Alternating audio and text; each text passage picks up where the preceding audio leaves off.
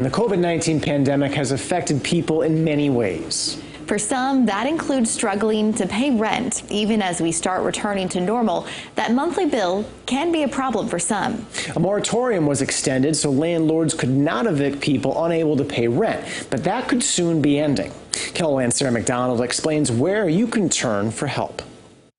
Your home is a place where you retreat at the end of the day to relax and spend time with family. But for some, there's an added stress of trying to figure out how to pay next month's rent. Back in March, the CDC extended a nationwide order stopping evictions through the end of this month.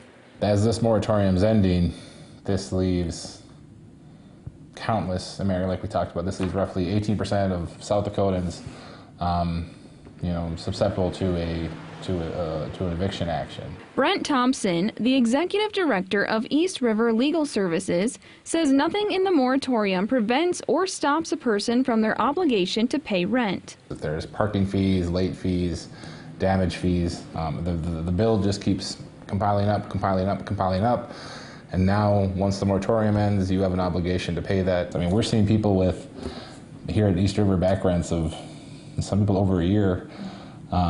We're talking literally at this point tens of thousands of dollars, and in some cases a back rent that, is just, it's going to be the basis for your eviction, and that could very easily lead to homelessness. But there is assistance available to avoid an eviction. Fortunately, there's a bright line. With the CARES Act 2, the federal government released $200 million roughly to the state of South Dakota for rental assistance. So this is a tremendous resource for people to hopefully remain housed and be able to pay back a lot of this back rent that's owed. In Sioux Falls, Sarah McDonald, KELOLAND News. Thompson says with this round of CARES Act money, it doesn't have to be related to COVID-19. For more information on assistance, we provide a link to this story on our website.